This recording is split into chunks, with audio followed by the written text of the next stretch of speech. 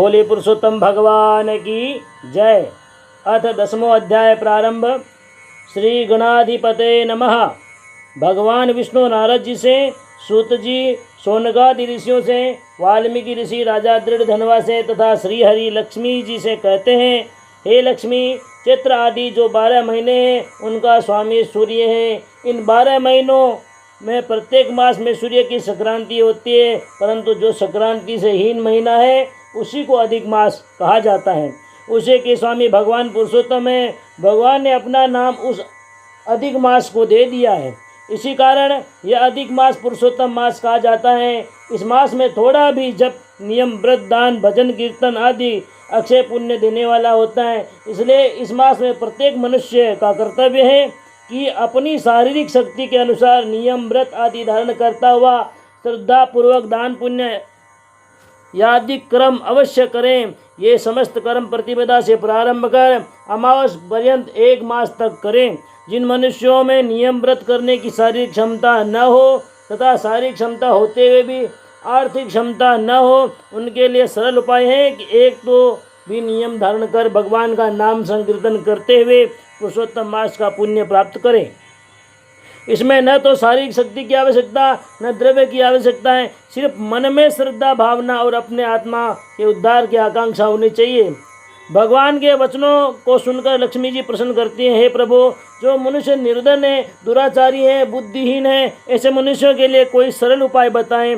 भगवान कहते हैं कि हे लक्ष्मी, पुण्य प्राप्ति के अनेक साधन हैं, परंतु जो इनमें असमर्थ व्यक्तियों को चाहिए कि वे विद्वानों का सत्संग करें, जिससे ज्ञान की वृद्धि होती है, श्रद्धा भावना जागृत होकर पुण्य कर्म में प्रवृत्ति होती है। संत जनों की कृपा से समस्त मनोकामनाएं परिपूर्ण होकर बैंकुंठ धाम की प्राप्ति होती है। हे लक्ष्मी, इसी प्रकार गो और ब्राह्मणों के पूजा का भी बड़ा महत्व है। गो के शरीर में 14 भुवन निवास करते हैं। गाय का दर्शन, स्पर्श और पूजन मनुष्यों के समस्त पापों को नष्ट करके दुख, शोक, दारिद्र्य नष्ट होकर घर में लक्ष्मी का आगम, पुत्र पौत्रों की वृद्धि होती है। गो का पूजन अर्थात ब्रह्मा विष्णु महेश का पूजन होता है। गो के गोबर से यमुना जी का वास, गोमूत्र में नर्मदा जी का वास और दूध में गंगा जी का निवास रहता है। इसलिए गो का पूजन हमेशा करना चाहिए। परंतु पुरुषोत्तम मास में गो पूजा सेवा विशेष पुण्यदायी होती है। इसी प्रकार विप्र पूजा का भी विशेष महत्व है। मनुष्य के शरीर के लिए गो का आधार माता के आधार के समान है। गाय का दूध, दही, घी के द्वारा यज्ञ यागादि कर्म परिपूर्ण होते हैं। सारे संसार में गो अति पवित्र मानी गई है। वेद और शास्त्रों में भी गाय का बड़ा महत्व कहा गया है। पुराण और वेद शास्त्रों का स्थान तथा यज्ञशाला और पूजन का स्थान गो के गोबर से ही पवित्र होता है। इसलिए गो को यज्ञ का मुख और दूध को अमृत की संज्ञा दी गई है। जिसके मन में स्वर्ग लोक प्राप्ति की इच्छा हो, उसने गो सेवा अवश्य करना चाहिए। 7 द्वीप और पृथ्वी की प्रदक्षिणा करने से जिस पुण्य की प्राप्ति होती है, पुरुषोत्तम मास में गो की सेवा और पूजा करने वाले को वहाँ पुण्य की प्राप्ति होती है। गाय सूर्य की कन्या है। समस्त जन कल्याण और यज्ञ साधन की पूर्ति के लिए ही इसकी उत्पत्ति हुई है। जैसे कि भागीरथी गंगा अति पवित्र व जन कल्याण का कारण है, उसी प्रकार गो भी पवित्र और जन कल्याणदायी है। हे लक्ष्मी, गो के महात्म्य का वर्णन 4 मुख वाले ब्रह्मा जी भी करने में असमर्थ हैं।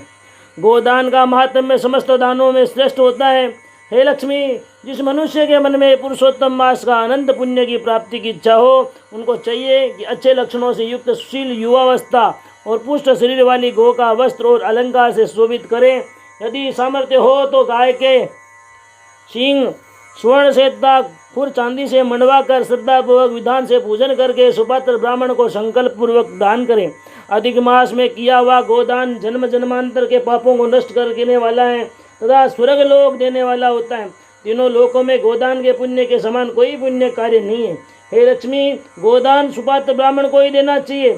सुपात्र ब्राह्मण किसे कहते हैं, सो सुनो।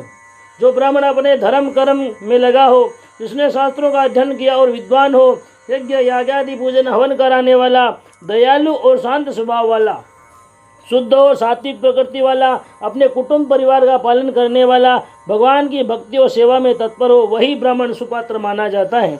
ऐसे ब्राह्मण को पुरुषोत्तम मास में गोदान करने से महान पुण्य की प्राप्ति और स्वर्ग लोक की प्राप्ति होती है। इसलिए पुरुषोत्तम मास में गो की सेवा और पूजा करते हुए पुष्ट शरीर वाली, अधिक दूध देने वाली बछड़े सहित गो लाकर धर्म शास्त्रों में बताए हुए अनुसार वस्त्र अलंकार आदि से सजाकर एकाग्र चित्त से श्रद्धा पूर्वक गो की पूजा करके सुपात्र ब्राह्मण को बुलाकर ब्राह्मण की भी पूजा करे, पाद्य अर्घ आदि उपचार समर्पित करके वस्त्र अलंकार भी देवे और उत्तम प्रकार की खाद्य सामग्रियों का भोजन करावे।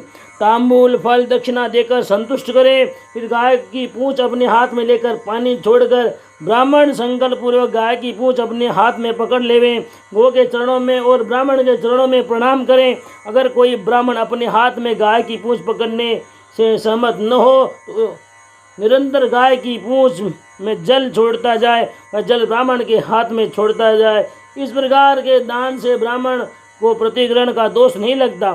सुपात्र को दान देने से दान का संपूर्ण फल प्राप्त होता है।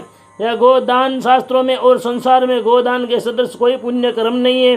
कुपात्र को दिया हुआ दान देने वाले और लेने वाले दोनों को नरक की यातना और कष्ट देने वाला तथा सांसारिक जीवन में दुख दारिद्र्य और अनेक व्याधियों से युक्त होकर महान कष्टदायी होता है।